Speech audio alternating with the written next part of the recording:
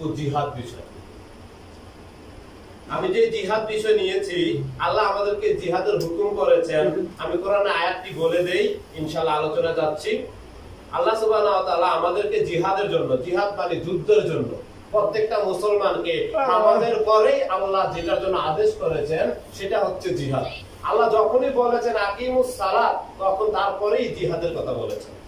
আমরা কোরআনে যত জায়গায় দেখি আল্লাহ সালাতের কথা বলেছেন, তারপরে জিহাদের কথা বলেছেন।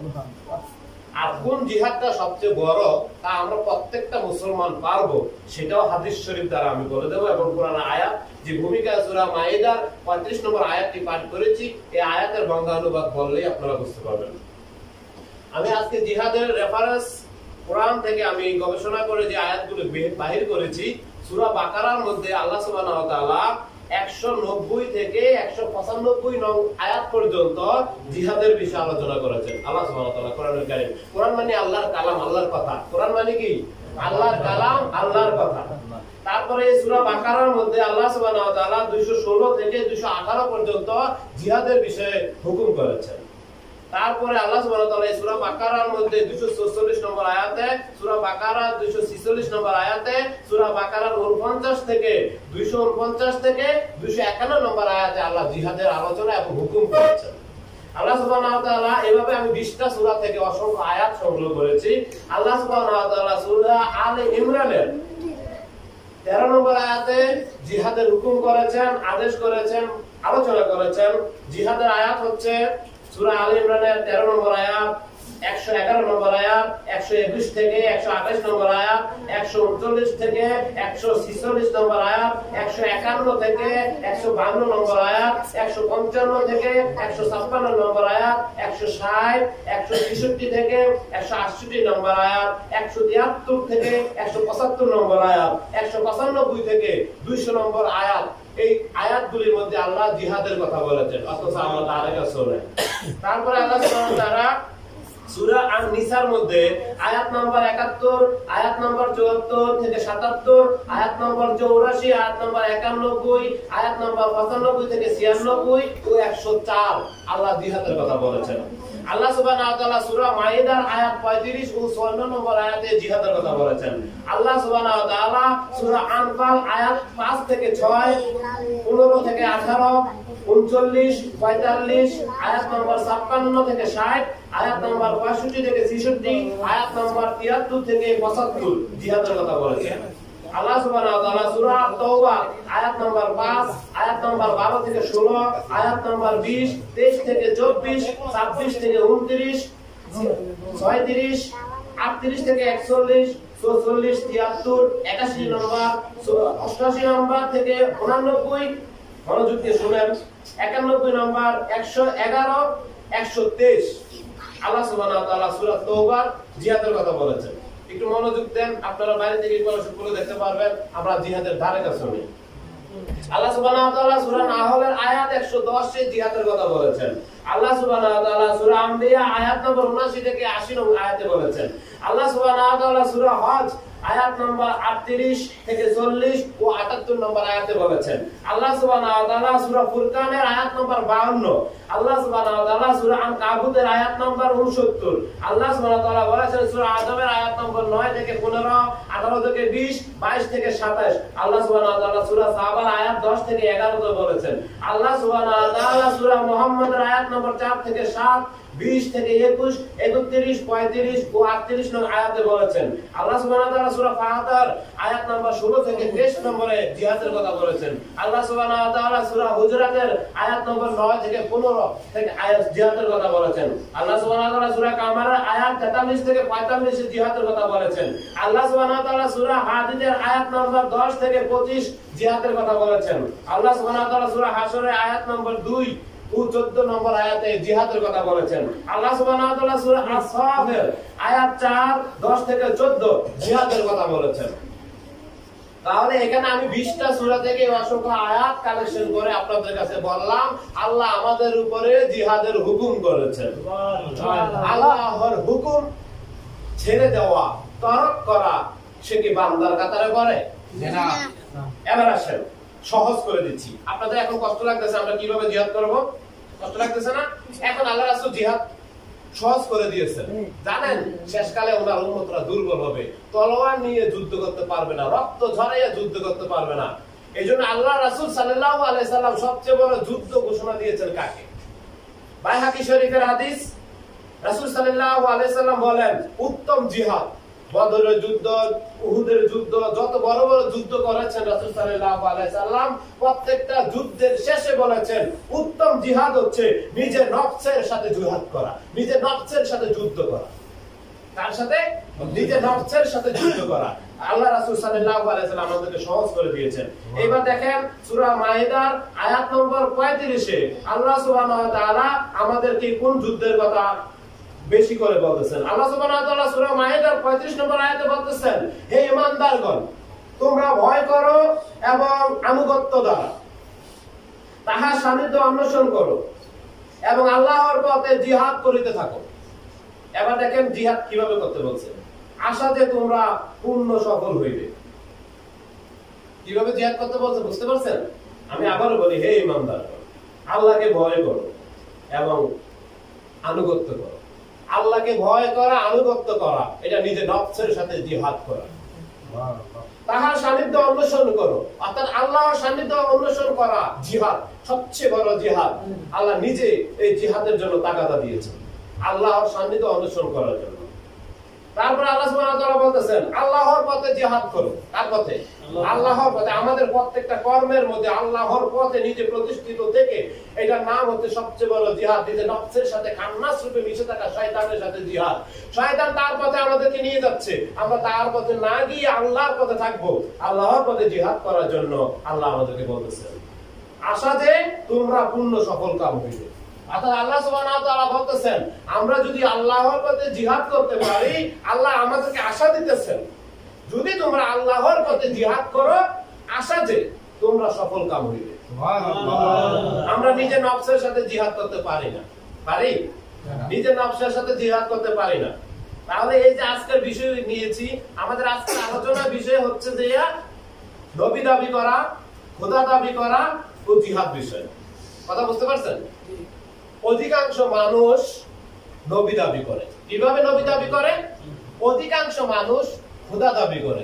কিভাবে খোদা দাবি করে? দেখেন, আপনি যদি নিজে চিন্তা করেন যে সবাই আমার আনুগত্য করবে, কি করবে? সবাই আমার আনুগত্য করবে। এই আয়াত যদি যাই খোদা দাবির দিকে, যদি খোদা দাবি নিয়ে যদি গবেষণা করেন, আপনি দেখবেন অসংখ্য আলেম খোদা দাবির মধ্যে। আল্লাহ রাসূল সাল্লাল্লাহু আলাইহি ওয়াসাল্লাম বলেছেন দাজ্জালের আবির্ভাবের আগে ছোট ছোট দাজ্জাল আবির্ভাব হবে, ঘরে ঘরে দাজ্জাল আবির্ভাব হবে। দাজ্জাল মানে কি? নিজেকে খোদা দাবি করা। দাজ্জাল মানে কি? নিজেকে খোদা দাবি করা। এই নিজেকে খোদা দাবি করা মানে কি? আমি যাহা বলি তাহা হতে হবে, এটার নাম হচ্ছে খোদা দাবি। কুন ফায়াকুন, হও বলে হয়ে যায়, এটার মালিক কে? আল্লাহ।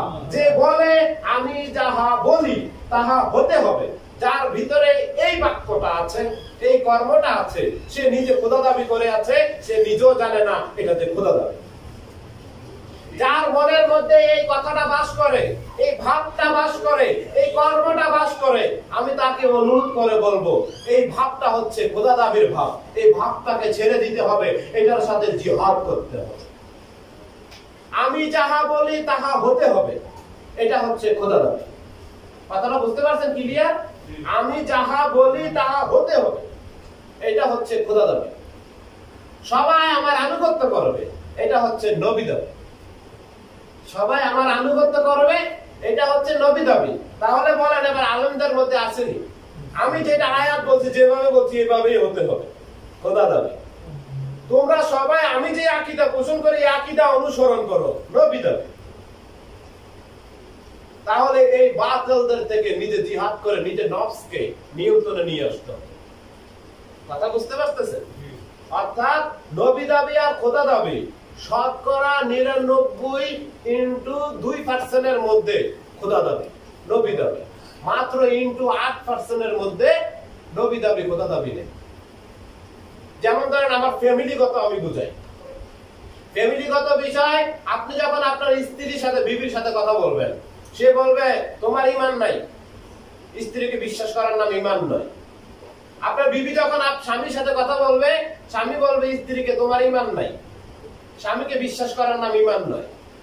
রাসূলুল্লাহ সাল্লাল্লাহু আলাইহি সাল্লামকে বিশ্বাস করার নাম ঈমান। আল্লাহ সুবহানাহু ওয়া তাআলাকে বিশ্বাস করার নাম ঈমান।